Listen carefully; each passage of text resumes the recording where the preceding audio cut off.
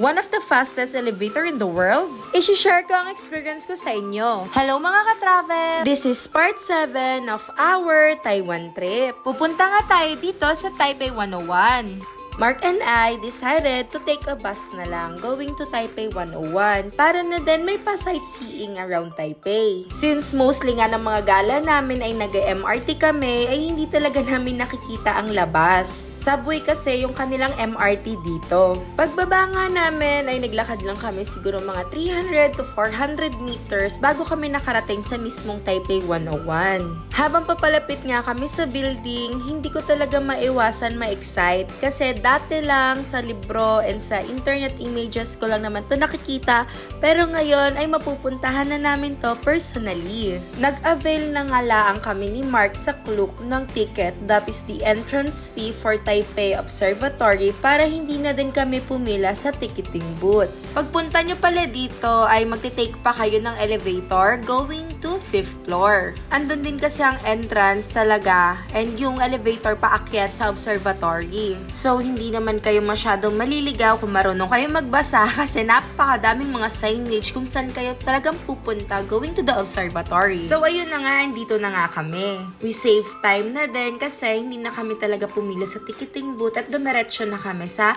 scan ng QR code, and then dito aakyat na tayo sa one of the fastest elevator in the world. Isa talaga to sa pinaka nilulook forward ko din. And ito naman ang kanilang certificate given by the Guinness World of Records. And then ito na nga ang exciting part, nakapasok na kami sa elevator. And share ko na din that these elevators can transport passengers from the 5th floor up to the 89th floor in just 37 seconds. Ganun kabilis mga ka-travel. 84 floors sagad ang iaakyat nyo in just 37 seconds. So ayan, i-watch nyo na lang muna.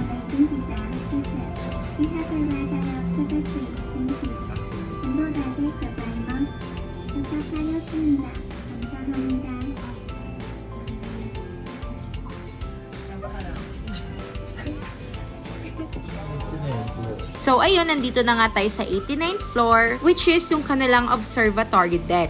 Sa experience ko naman sa elevator, hindi naman siya ganun nakakatakot, pero medyo nakaka-overwhelm lang yung pagbilis ng pag-akyat nyo. But overall, kayang-kaya nyo naman. And super worth it din kasi napaka-inexplicable ng feeling once nakaakyat na kayo dito sa kanilang observatory. Kahit saan ka nga tumingin, napaka-worth it. Sabi ko nga, it's not like every day that you get to see this kind of view. Kaya dapat, hindi talaga ito mawala sa inyong itinerary if you're planning of going here in Taiwan. Super na-enjoy ko talaga tong panoramic view nila. And ito nga si Love, super natatakot daw siya. But at the same time, I know talagang nag-enjoy siya. And also, hindi lang naman view ang kanilang ina-offer dito sa kanilang 89th floor, but also, there are lots of corners here to take a picture. Sobrang daming magaganda. Parang ganito. O, di ba ang shala, yung pakpak ko, bumaba. Grabe talaga tong photographer ko.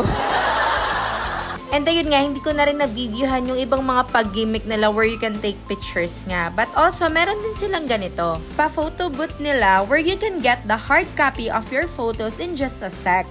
And here's our photo. Cutie, right? Paglabas nyo nga lang dun sa kanilang pa-photo booth, meron sila dito mga pa-cute stamp where you can stamp yung mga hard copies ng photos nyo. Parang remembrance na rin talaga that na-take ito sa Taipei 101.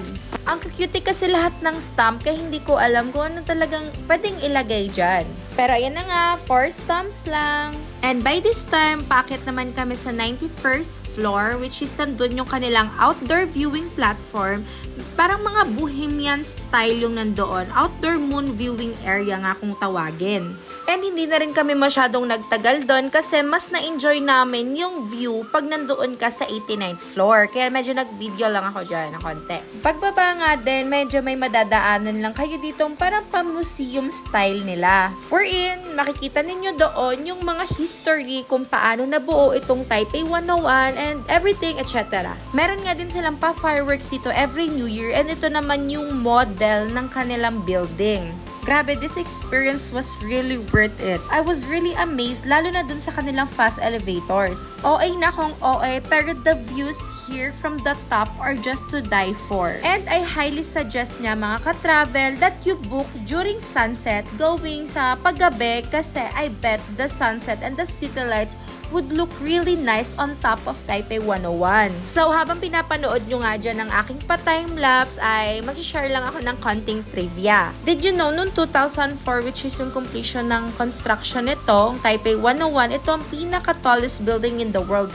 Up until 2010, wherein yung Burj Khalifa in Dubai, siya na yung tallest building in the world. Ayun lang ang aking konting trivia.